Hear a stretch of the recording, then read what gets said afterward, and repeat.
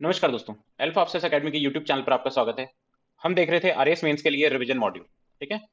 और इसमें हमने योगा एंड स्पोर्ट्स खत्म करने के बाद में पब्लिक एडमिनिस्ट्रेशन शुरू किया था और उसमें हम टोटल अभी तक 9 लेक्चर्स कंप्लीट कर चुके हैं। आज हमारा 10th लेक्चर है और इसके बाद में 3 लेक्चर्स लगभग और बनेंगे। और मैं आपको एक बात बताऊं कि आपको जब भी ये लेक्चर्स देखने हो तो आप एक काम करना, ये रेगुलरली आप अगर लेक्चर्स देख रहे हो तो आप बहुत ही अच्छा है। और उसके बाद में जैसे ये फिनिश हो जाती है सीरीज, उसके बाद में एक बार आप लगातार सारे लेक्चर्स एक साथ देख लेना, जो भी 12 से 13 लेक्चर्स होंगे ना, लगातार एक साथ देख लेना। क्योंकि मैं आपको बताऊं 4 आवर्स है ना, 4 to 5 आवर्स हमने बात की थी। 4 to 5 आवर्स में आपका 65 मार्क्स का पूरा रिवीजन हो जाएगा बहुत अच्छे से। तो आप कोशिश करना कि इसको एक बार ऐसे देखने के बाद में एक साथ भी देख लो। ठीक है। तो आज 10th लेक्चर में हम बात करेंगे न्यू पब्लिक मैनेजमेंट, नवलोक प्रबंधन और चेंज मैनेजमेंट, है ना, परिवर्तन का प्रबंध। तो देखते हैं क्या क्या है न्यू पब्लिक मैनेजमेंट से। हमने देखो पहले आपको याद होगा जब हमने इवोल्यूशन ऑफ पब्लिक एडमिनिस्ट्रेशन के बारे में पढ़ा था कि पब्लिक एडमिनिस्ट्रेशन के 6 फेजेस थे इवोल्यूशन के।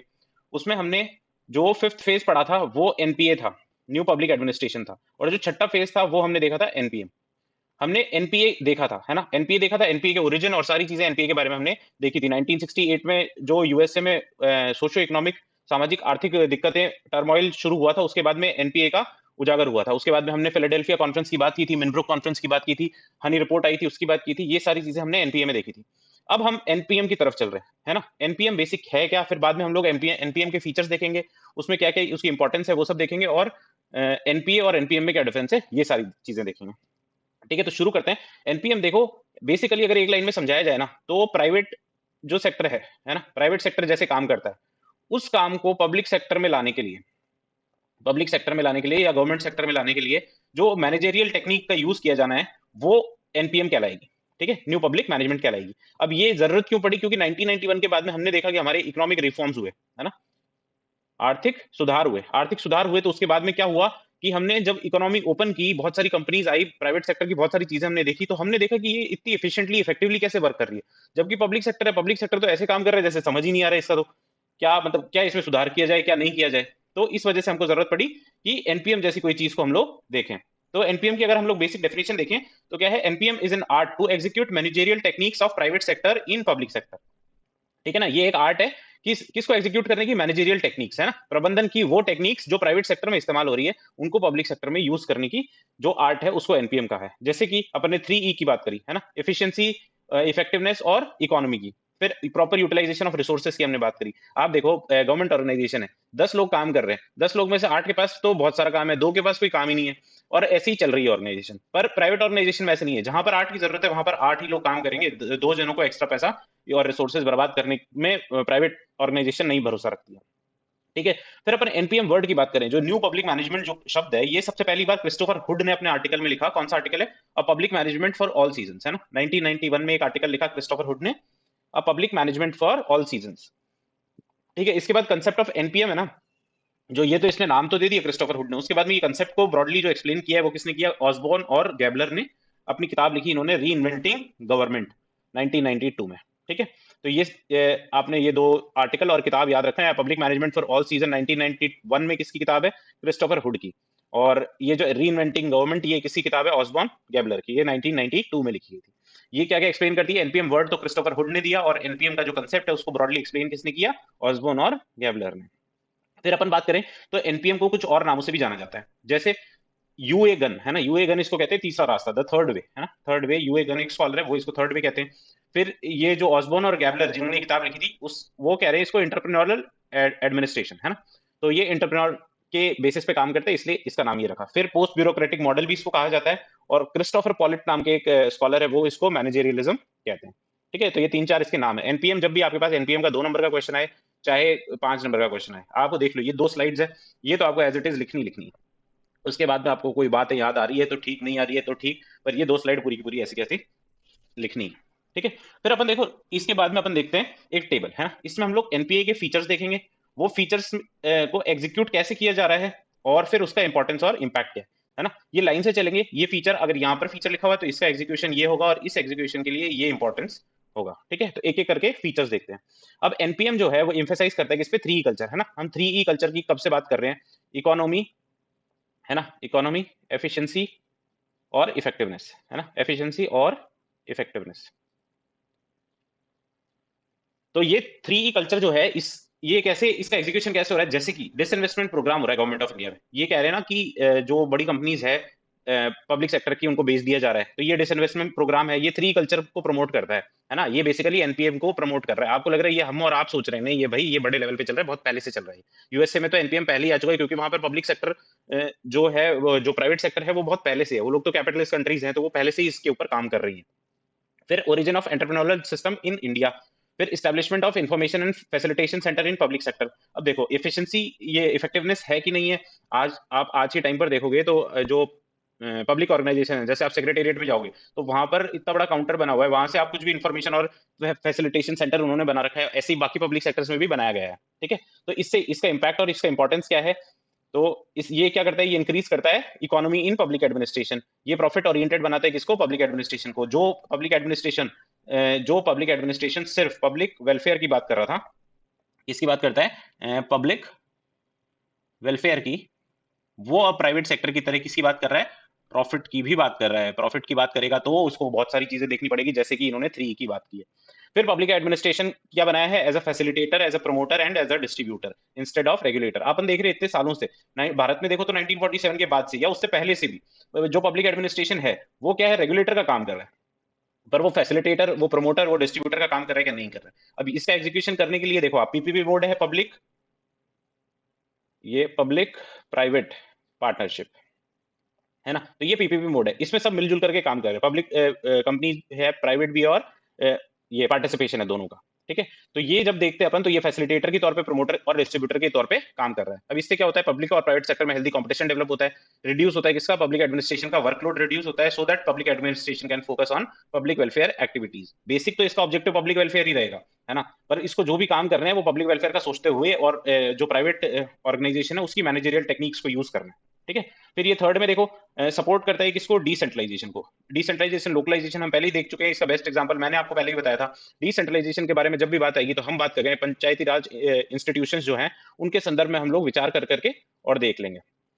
ठीक है, तो ऐसे ही देखते हैं अपन कि ये सपोर्ट डिसेंट्रलाइजेशन को कैसे इसका एग्जीक्यूशन किया गया। पंचायती राज इंस्टीट्यूशन और यूएलबी आया, 93rd 94th constitutional amendment act आए।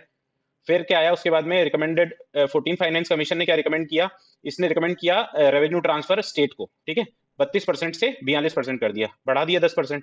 तो ये भी क्या करता है, डिसेंट्रलाइजेशन को ही सपोर्ट कर रहा है। ठीक है, तो अब देखें कि जैसे ये जब डिसेंट्रलाइजेशन को ये सपोर्ट कर रहा है, तो अब इससे फायदा क्या हो रहा है, इसका इंपॉर्टेंस क्या है, इंपैक्ट क्या है, कि लोकल गवर्नमेंट जो होगी वो इंपावर्ड रहेगी, है ना। डिसेंट्रलाइजेशन होगा तो पावर कहाँ आ रही है, सेंटर से। ये सेंटर है, यहाँ से स्टेट की ओर आ रही है, और स्टेट से पंचायती राज इंस्टीट्यूशंस की ओर आ रही है। ठीक है, और ये इंश्योर क्या करता है, effective execution of government programmes policies, है ना, ग्राउंड लेवल पे, है ना। आप ऊपर बैठे पॉलिसीज तो बना रहे हो, पर क्या वो पॉलिसीज इंप्लीमेंट हो रही है, उसका एग्जीक्यूशन प्रॉपर हो रहा है, तो ये इंश्योर कौन करेगा, डिसेंट्रलाइजेशन या लोकलाइजेशन। ये देखो बेसिक 3 फीचर्स हम लोग एनपीएम के देखेंगे आगे, तो डिसेंट्रलाइजेशन, लोकलाइजेशन उसमें से एक फीचर है। ठीक है, उसके अलावा एक्सटर्नलाइजेशन और डी ब्यूरोक्रेटाइजेशन है, वो हम लोग आगे देखेंगे। फिर चौथे में देखो एम्फेसिस ऑन ट्रांसपेरेंसी, है ना, ये ट्रांसपेरेंसी पे भी एम्फेसाइज करता है, और ये अपन देखें इसका एग्जीक्यूशन ई गवर्नेंस से होता है ना। यूज ऑफ इलेक्ट्रॉनिक मीडिया या इंफॉर्मेशन टेक्नोलॉजी इन गवर्नेंस क्या है, ई गवर्नेंस है। ये एग्जीक्यूशन है किसका, ट्रांसपेरेंसी के ऊपर एम्फेसिस डालने का। फिर right to information act RTI अपन 2005 वाला देखें, तो उससे भी क्या हो रहा है, ट्रांसपेरेंसी तो बढ़ रही है। फिर इसके इंपॉर्टेंस अगर इसका देखें तो ये एडमिनिस्ट्रेशन में करप्शन को रिड्यूस करता है, पब्लिक पार्टिसिपेशन को बढ़ाता है, फेथ इन पब्लिक एडमिनिस्ट्रेशन में पब्लिक की फेथ को बढ़ाता है। फिर ये एडमिनिस्ट्रेशन प्रोसेस को सिंप्लीफाई कर देता है, कि आप जब जानकारी ले सकते हो, ये ई गवर्नेंस है, तो इससे क्या है, प्रोसेस सिंप्लीफाई हो जाता है। फिर देखो आगे अपन देखें तो एक्सटेंशन ऑफ कॉन्ट्रैक्ट मेथड है। अब कॉन्ट्रैक्ट मेथड को एक्सटेंड करना, जो एक्सटर्नलाइजेशन है वो किस तरीके से किया जा रहा है, इसका एग्जीक्यूशन हो रहा है पीपीपी मॉडल के थ्रू, है ना, पब्लिक प्राइवेट पार्टनरशिप मॉडल के थ्रू। अब ये जब पीपीपी मॉडल में आ जाएगा तो इसका इंपॉर्टेंस हो जाएगा कि ये रिड्यूस करेगा वर्क बर्डन किसका, गवर्नमेंट या पब्लिक सेक्टर का, है ना। और आपको पता है गवर्नमेंट या पब्लिक सेक्टर है ऑलरेडी ओवरबर्डनड है। जब पीपीपी मोड आ जाएगा, पब्लिक प्राइवेट पार्टनरशिप में आ जाएंगे, तो ये एग्जीक्यूशन भी प्रॉपर होगा। और कॉन्ट्रैक्ट मेथड आपको पता होगा, जैसे आपको अगर याद हो तो पहले लाइनमैन की भर्ती आती थी, ये जो खंबे पर इलेक्ट्रिसिटी रिपेयर करने के लिए लाइनमैन आते थे। अब आप देख लो कहीं पर भी लाइनमैन की भर्ती आती नहीं है। अब डायरेक्टली होता है क्या है, एक पिकअप आती है, उसमें ये पिकअप है मान लो, और ये पिकअप में क्या है, सीडी, परमानेंटली सीडी लगी रहती है, आप फोन करो वो तुरंत आते हैं और आपका काम हो जाता है। ठीक है, तो ये कॉन्ट्रैक्ट मेथड है, ये पीपीपी मॉडल है। तो ये रिड्यूस क्या कर रहा है, वर्क बर्डन ही तो रिड्यूस कर रहा है। फिर इसके बाद आगे देखो तो डाउन साइजिंग ऑफ गवर्नमेंट हमने देखा, जो मैं पहले बता रहा था आपको कि डी ब्यूरोक्रेटाइजेशन है, वैसे ही डाउन साइजिंग ऑफ गवर्नमेंट की भी बात है। तो 91st कॉन्स्टिट्यूशनल अमेंडमेंट एक्ट 2003 में है, तो इसमें देखो इसमें किया क्या गया कि जो कैबिनेट होगा उसमें मंत्रियों की संख्या, जो कैबिनेट मिनिस्टर्स की संख्या 15% होगी, है ना, मैक्सिमम 15% कर दी। तो ये क्या हुआ, डाउन साइजिंग हुई गवर्नमेंट की, है ना। पहले तो आप कितने भी मंत्री बना सकते थे, पर 2003 में ये 91st कॉन्स्टिट्यूशनल अमेंडमेंट एक्ट ला करके और आपने 15% वो कर दी, फिक्स कर दी संख्या। तो अब जो प्रॉपर यूटिलाइजेशन होगा रिसोर्स का, वो इंश्योर इस चीज से होगा। ये डाउन साइजिंग ऑफ गवर्नमेंट कहलाई। ये फीचर्स अपन, मैंने आपको पहले ही बताया, अपन ये साथ के साथ देख रहे हैं। अब मान लो आपके पास 5 नंबर में क्वेश्चन आता है फीचर्स के बारे में, तो ये आप चाहो तो लिखो, चाहो तो मत लिखो, पर आप फीचर्स तो ये सारे 7 8 10 12 जो भी है वो लिख देना। अगर एग्जीक्यूशन कैसे किया जा रहा है ये लिख देना, और इंपॉर्टेंस आए तो ये सारी चीजें। इसमें कुछ कुछ रिपीटेटिव भी हैं, पर आप पॉइंट्स याद रहेंगे। पर अपन लोग डायरेक्टली अगर एक एक करके पढ़ेंगे तो वो इतना मजा नहीं आएगा।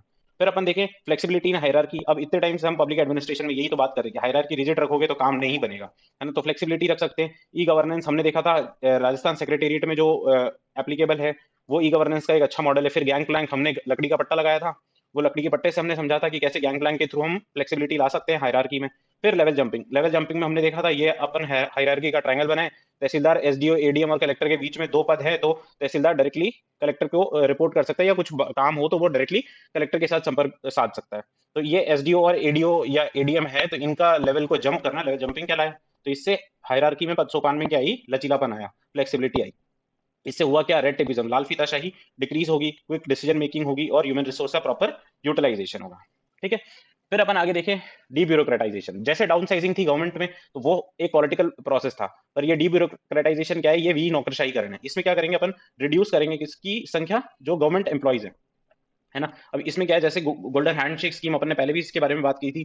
जो लोग पीएसयूज में एम्प्लॉयड थे, अब पीएसयूज इतनी बड़ी बड़ी कंपनीज थी, पर प्रॉफिट बहुत कम आ रहा था।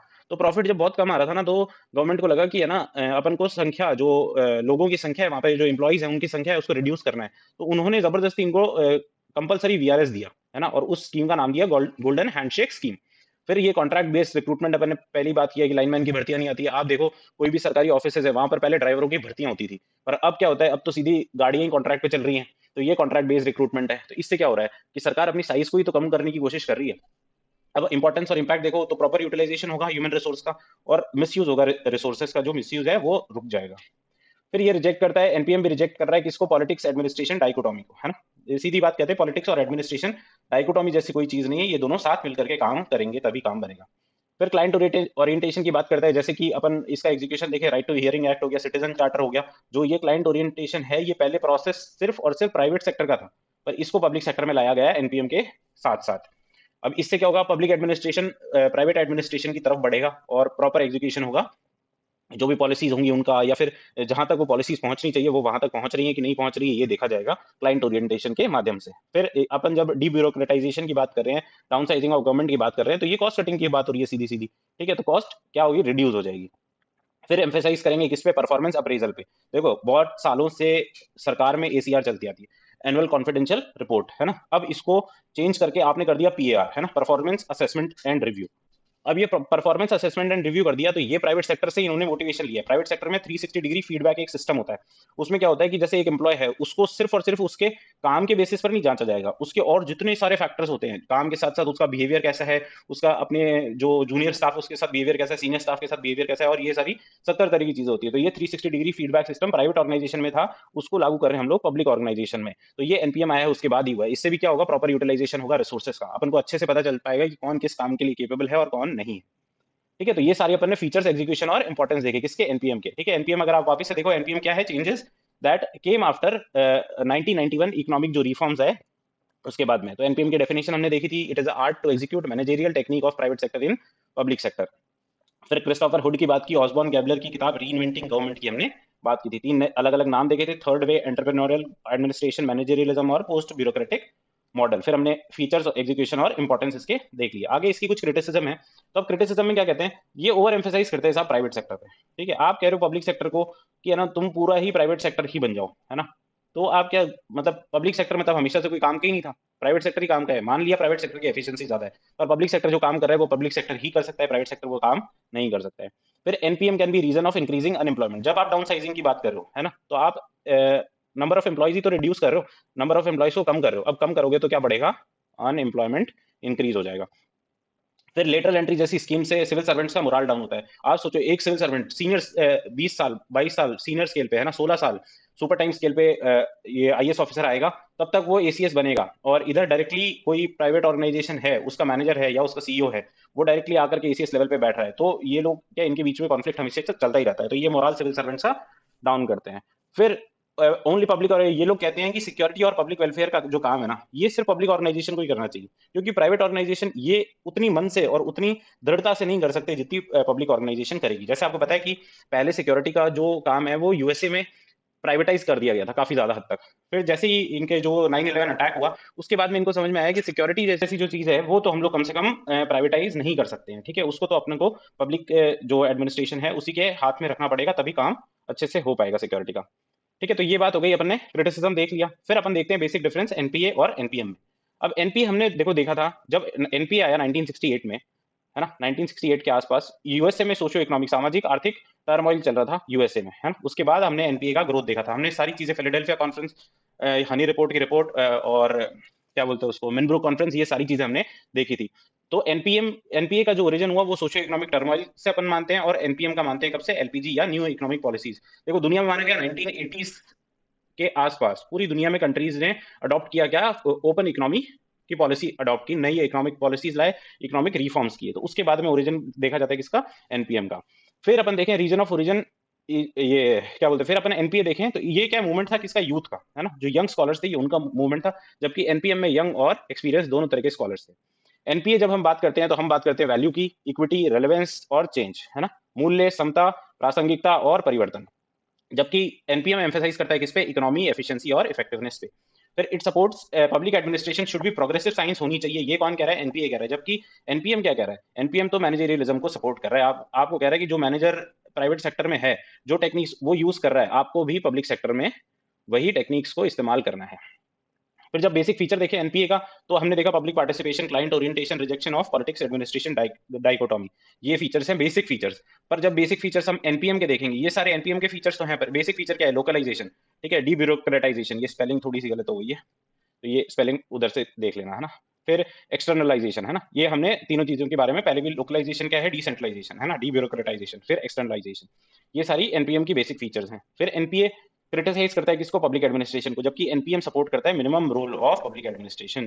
और एनपीए की हमने बात की थी, तो वो उस टाइम पर 1968 के टाइम पर सिर्फ और सिर्फ डेवलप कंट्रीज के लिए रेलेवेंट था, जबकि एनपीएम क्या है, दोनों के लिए ही काफी प्रासंगिक दिखा जब इसका ओरिजिन हुआ, इकोनॉमिक रिफॉर्म्स हुए। ठीक है, इसके बाद में हम लोग देखेंगे चेंज मैनेजमेंट। अब चेंज मैनेजमेंट क्या है, परिवर्तन का प्रबंध क्या है। Change management is intentional and systemised changes in an organisation. अब मान लो ये एक कोई पर्टिकुलर ऑर्गेनाइजेशन है, और इसमें थंब रूल के हिसाब से काम हो रहा है, मैनेजर ये पर्टिकुलर काम कर रहा है, यहाँ पर असिस्टेंट मैनेजर बैठा हुआ वो ये काम कर रहा है, और दूसरे और सबऑर्डिनेट्स बैठे हुए वो अलग अलग काम कर रहे हैं। अब इस ऑर्गेनाइजेशनल स्ट्रक्चर में या इनके बिहेवियर में या फिर और कोई चेंजेस करें, ताकि ये ऑर्गेनाइजेशन की एफिशिएंसी अच्छी हो जाए, इंप्रूव हो जाए, और जो भी उसके आउटकम्स हैं, जो भी उसके डिसीजन मेकिंग है, वो सब कुछ अच्छा हो जाए, तो इसके लिए जो चेंजेस किए जाएंगे उनको हम नाम दे रहे हैं चेंज मैनेजमेंट। अब देखो चेंज मैनेजमेंट क्या है, is a collective term for all approaches to prepare, support, help individuals and teams and organisation in making organisational changes, उसको चेंज मैनेजमेंट कहा है। ऑर्गेनाइजेशन में जो भी चेंजेस होंगे उसको कंबाइंड तरीके से कहा जाए तो वो ऑर्गेनाइजेशनल चेंज को चेंज मैनेजमेंट कह दिया। अब देखो चेंज मैनेजमेंट के कुछ बेसिक अपन एलिमेंट्स देखे तो ये स्ट्रैटेजी के बारे में बात करता है, ऑर्गेनाइज होने के बारे में बात करता है, मोटिवेट करने के बारे में बात करता है, टीम वर्क है उसके ऊपर फोकस करता है, चीजों में इंप्रूवमेंट लाने के ऊपर फोकस करता है, और मेजर्स क्या क्या लिए जा सकते हैं उसके ऊपर ये फोकस करता है, क्या, चेंज मैनेजमेंट। अब देखें बेसिक तो अपने बात की, तीन टाइप के चेंजेस हो सकते हैं। एक तो स्ट्रक्चरल चेंज हो सकता है, संस्थागत रूप से जो भी परिवर्तन करने हैं आपको, कि आपको असिस्टेंट मैनेजर की पोस्ट बढ़ानी है, मैनेजर की पोस्ट कम करनी है, या फिर 4 मैनेजर कम करने हैं, 5 मैनेजर बढ़ाने हैं, ये सारे स्ट्रक्चरल चेंजेस हो जाएंगे। प्रोसीजरल चेंजेस अपॉइंटमेंट में, है ना, और उनकी ट्रेनिंग में, ये सारे जो चेंजेस होंगे वो प्रोसीजरल चेंजेस होंगे। और बिहेवियर, एम्प्लॉयज के बिहेवियर को बदलने की वजह से जो चेंजेस आएंगे वो बिहेवियरल चेंजेस होंगे। फिर इसके बाद देखें तो देखो फोर्सेस, ऑर्गेनाइजेशन में दो बेसिक फोर्सेस है ना, जो काम करती है ऑर्गेनाइजेशन के अंदर। रिस्ट्रेनिंग फोर्सेस होती है एक, और एक होती है ड्राइविंग फोर्सेस। एक जो आपको रिस्ट्रेन करती है और एक जो आपको ड्राइव करती है। तो रिस्ट्रेनिंग फोर्सेस क्या क्या है, जैसे इनसफिशिएंट सैलरी होगी या रेम्यूनरेशन, ये सब कम देना हो गया, जो भी स्टाफ को सैलरी और उसकी जो रेम्यूनरेशन है उनको कम दिया, तो वो रिस्ट्रेनिंग फोर्सेस माना गया। फिर lack of coordination between higher authority and subordinates, इसको भी रिस्ट्रेनिंग फोर्स माना गया।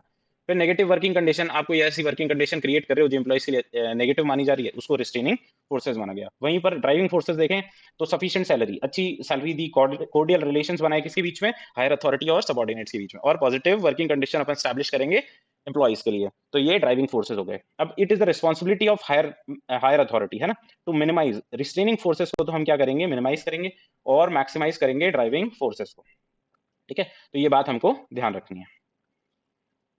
फिर आगे इसके बाद में रीजंस और फैक्टर्स देखिए चेंज मैनेजमेंट के, तो एक्सटर्नल फैक्टर्स देख लो। चेंज मैनेजमेंट के एक्सटर्नल फैक्टर क्या है, सोशल कस्टम्स है और ट्रेडिशंस है। इकोनॉमिक फैक्टर की बात करो तो फिस्कल पॉलिसी है, मॉनेटरी पॉलिसी है, इंपैक्ट ऑफ एलपीजी, ये सारे एक्सटर्नल फैक्टर्स अपन देख रहे हैं, है ना। चेंज मैनेजमेंट की जरूरत क्यों पड़ती है, एक्सटर्नल क्या क्या फैक्टर्स हैं जो इंपैक्ट डालते हैं जिसकी वजह से चेंज इन मैनेजमेंट की जरूरत पड़ती है। तो इंपैक्ट ऑफ एलपीजी हो गया, चेंजेस इन एडमिनिस्ट्रेटिव पॉलिसी हो गया, प्रशासनिक नीतियों में जो भी परिवर्तन होगा उसकी वजह से मैनेजमेंट में चेंज की जरूरत हो गई, पॉलिटिकल फैक्टर्स हो गया, एनवायरमेंटल फैक्टर्स हो गया, ये एक्सटर्नल फैक्टर्स हैं। जबकि अपन बात करें इंटरनल फैक्टर्स की, तो changes in roles and responsibility of organisation, आप ऑर्गेनाइजेशन के बड़े लेवल पर आप देखो तो अगर रोल्स और रिस्पॉन्सिबिलिटी में चेंज आएगा तो आपको मैनेजमेंट में चेंजेस करने की जरूरत होगी। फिर education and awareness in employees, जब एजुकेशन बढ़ेगा एम्प्लॉइज का, अवेयरनेस बढ़ेगी तो भी आपको मैनेजमेंट में चेंजेस करने पड़ेंगे। फिर आपने देखा टेक्निकल फैक्टर्स, टेक्निकल फैक्टर्स हम हमेशा से बात कर ही रहे हैं, नई इनोवेशन आएंगे, ऑटोमेशन होगा, जैसे कि सीसीटीवी आ गया, बायोमेट्रिक अटेंडेंस सिस्टम आ गया, पोर्टल सिस्टम आ गया, तो ये सारे सिस्टम्स आएंगे तो हमको मैनेजमेंट में चेंज करने की जरूरत पड़ेगी। फिर इंपॉर्टेंस देखेंगे हम चेंज मैनेजमेंट का, तो क्या है, ये इंक्रीज करता है क्या, सर्वाइवरशिप और एग्जिस्टेंस ऑफ ऑर्गेनाइजेशन। एक ऑर्गेनाइजेशन कितने लंबे समय तक चलेगी उसका ग्राफ, है ना, उसका ग्राफ कहीं ये बन रहा है या फिर ये बन रहा है। तो अगर आपको ये ग्राफ चाहिए, तो ये ग्राफ चाहिए तो आपको चेंजेस करने पड़ेंगे मैनेजमेंट में, है ना, change is the only constant. तो ये क्या करेगा, सर्वाइवरशिप बढ़ाएगा, एग्जिस्टेंस ऑफ ऑर्गेनाइजेशन को इंक्रीज करेगा, अपलिफ्ट करेगा, ये क्या, प्रोडक्टिविटी को अपलिफ्ट करेगा, वर्क परफॉर्मेंस को बढ़ाएगा ऑर्गेनाइजेशन में। फिर ये हेल्पफुल है आइडेंटिफिकेशन में, क्या, रिस्ट्रेनिंग फोर्सेज और ड्राइविंग फोर्सेज, है ना, अभी हमने पीछे ही बात करी, रिस्ट्रेनिंग फोर्सेज को कम करना है, ड्राइविंग फोर्सेज को बढ़ाना है। फिर ये इंक्रीज क्या, एफिशिएंसी को, ऑर्गेनाइजेशन में जो एफिशिएंसी है उसको बढ़ाएगा। फिर प्रमोट करेगा किसको, टेक्निकल इनोवेशंस को प्रमोट करेगा, इनेबल करेगा healthy relationship, cordial relationship between higher authority and subordinates. और ये एक्सटर्नल मार्केट के साथ में भी कोऑर्डिनेशन, जब हम एक्सटर्नल फैक्टर्स की बात कर रहे हैं, सोशल कस्टम्स हो गए, economic factor, impact of LPG, ये सारी बात कर रहे हैं, तो जब ये सब करेंगे तो एक्सटर्नल मार्केट के साथ में जो कोऑर्डिनेशन होगा वो इंप्रूव होगा। फिर अब देखो फ्रेजेस है, ये जो फेजेस हैं अलग अलग जनरलाइज या फिर कर्ट लेवन के हिसाब से उसको देखते हैं कि मैनेजमेंट है उसमें फेजेस क्या क्या हो सकते हैं जो चेंज मैनेजमेंट होगा उसके। तो कर्ट लेवन नाम के एक स्कॉलर हैं, वो कहते हैं 3 फेजेस है ना। ये ऑर्गेनाइजेशन है, ये आप मान लो कि ये फ्रीजर में पड़ा हुआ एक बॉक्स है, तो इसमें क्या है, बर्फ जमी हुई है। तो आपको अगर बदलाव करना है तो सबसे पहले तो क्या करना होगा, इसको बाहर निकाल करके अनफ्रीज करना पड़ेगा, है ना, इसको थॉ करना पड़ेगा। तो ये अनफ्रीजिंग इसकी पहला फेज बताया है। फिर अनफ्रीजिंग के बाद में क्या करना पड़ेगा, मान लो ये बर्फ पहले ऐसे ऐसे ऐसे ऐसे जमी हुई थी, अब आपको इसको नई तरीके से ये ऐसे ऐसे करके ऐसे ऐसे ऐसे ऐसे जमाना है ना, अलग शेप में या फिर दूसरी शेप करनी है। तो आप क्या करोगे, अनफ्रीज करने के बाद जब ये शेप चेंज करनी होगी तो इसको अलग अलग अलग तरीके से मूव करोगे, तो मूविंग इसकी सेकंड फेज बता दी। फिर मूव कर दिया, अब मूव करने के बाद में वापस से इसको फ्रीजर में डाल दो, है ना, वापस से फ्रीजर में डाल दो, तो वापस से रीफ्रीजिंग, ये 3 इसकी फेजेस बताइए। अब जैसे मान लो आपके पास में क्वेश्चन आता है, ये देखो ये आरएस मेंस की कॉपी है ना, ऐसी चौड़ी सी कॉपी आती है। तो अगर मान लो आपसे पूछ लेता है कि स्टेप्स और मैनेजमेंट ऑफ स्टेप्स बताने हैं आपको, मैनेजमेंट ऑफ चेंज की या फेजेस बताने हैं, तो आप यहाँ पर जनरलाइज फेजेस लिख देना और साइड में डिब्बा बना करके आप कर्ट लेवन के हिसाब से जो फेजेस हैं तीनों ये लिख देना, है, कर्ट लेवन के हिसाब से पूछे ये चांसेस कम है, पर दोनों ही पूछ ले तो आप दोनों ही लिखाना ना, कुछ भी पूछे आपसे। फिर अपन आगे देखें जनरलाइज फेजेस के बारे में बात करते हैं। तो जनरलाइज फेजेस में सबसे पहले हम क्या करेंगे, आइडेंटिफाई करेंगे ऑर्गेनाइजेशन में क्या प्रॉब्लम है जिसकी वजह से हमको ऐसा लग रहा है कि हमको चेंजेस करने की जरूरत पड़ रही है। फिर आइडेंटिफिकेशन करेंगे किसका, रिस्ट्रेनिंग फोर्सेस का और ड्राइविंग फोर्सेस का, क्योंकि हमको अल्टीमेटली करना क्या था, रिस्ट्रेनिंग फोर्सेस को बढ़ाना है, ड्राइविंग फोर्सेस को रिस्ट्रेनिंग फोर्सेस को कम करना है और ड्राइविंग फोर्सेस को बढ़ाना है।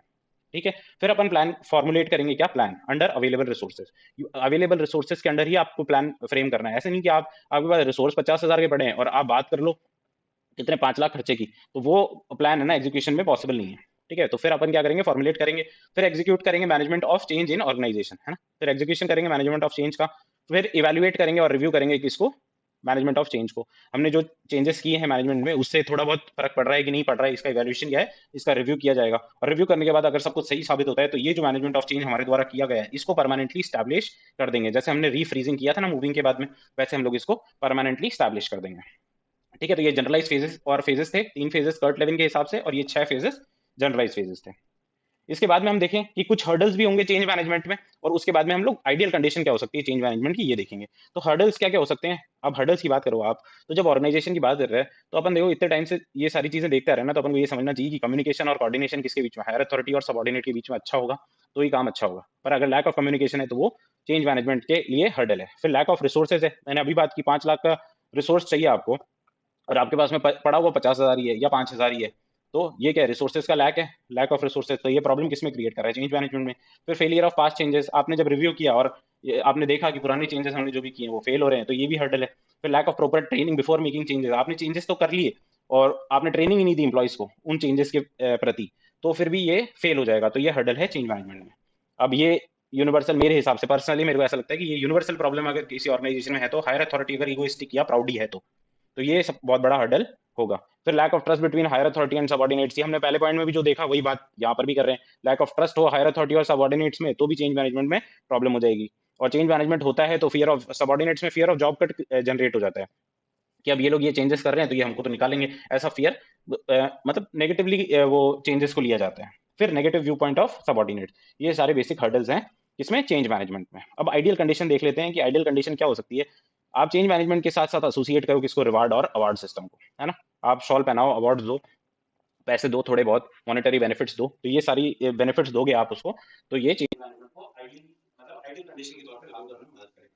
फिर हायर अथॉरिटी और मैनेजमेंट है ना, इनको इन्फॉर्म करना है किसको, एम्प्लॉइज को या जो यूनियन है, कि आपने जो चेंजेस आप कर रहे हो ना उसका ऑब्जेक्टिव क्या है। ठीक है, आप चेंजेस तो कर रहे हो पर उसके ऑब्जेक्टिव के बारे में आप क्लियर अगर एम्प्लॉइज को नहीं करोगे तो वो हमेशा एक दुविधा में फंसे रहेंगे, जैसे कि फियर ऑफ जॉब कट उनमें जनरेट हो जाएगा। और एक सिंगल एम्प्लॉय में हो जाए तो कोई इतनी बड़ी प्रॉब्लम नहीं होती ऑर्गेनाइजेशन के लिए, पर अगर मान लो कि पूरे की पूरे यूनियन को ऐसे लगने लग गया तो ऑर्गेनाइजेशन के लिए बहुत बड़ा मतलब प्रॉब्लम डेवलप हो जाएगी। फिर प्रॉपर मैनेजमेंट ऑफ रिसोर्सेज, ये भी आइडियल कंडीशन, अगर मैनेजमेंट ही नहीं होगा रिसोर्सेज का तो कुछ काम वैसे ही पॉसिबल नहीं है। ठीक है, तो ये हमने क्या देखा, चेंज मैनेजमेंट और न्यू पब्लिक मैनेजमेंट, है ना, नवलोक प्रबंधन और परिवर्तन का प्रबंधन। अब इसके बाद में हम लोग 3 लेक्चर्स और करेंगे, मोस्ट प्रोबेबली 3 लेक्चर्स और करेंगे, और मैंने आपको जैसा कि एज प्रॉमिस 4-5 घंटे में हम लोग पब्लिक एडमिनिस्ट्रेशन 65 मार्क्स का कवर कर लेंगे, है ना। और आप अगर ये 4-5 घंटे के लेक्चर्स आपके एग्जाम में मतलब मान लो 1 महीना है ना, तो 1 महीने में आप 3 बार देख लो ना, तो आई कैन गारंटी यू कि आप 45-50 मार्क्स स्कोर करने के लायक हो जाओगे। बस आपको जो भी चीजें बताई गई है उनको ध्यान से सुनना है, और जो चीज मैं आपको बताऊं, कोई चीज अगर पर्टिकुलरली समझ में नहीं आ रही है तो भाई 1 महीने का ही टाइम है, आप उसको रट लो। ठीक है, या समझने का टाइम, अब बहुत ज्यादा समझने का टाइम नहीं है, अब इतना ही टाइम है कि कोई चीज नहीं समझ में आ रही है तो उसको रट लो। ठीक है, तो बहुत बहुत धन्यवाद आपका, मिलते हैं हम लोग नेक्स्ट क्लास में।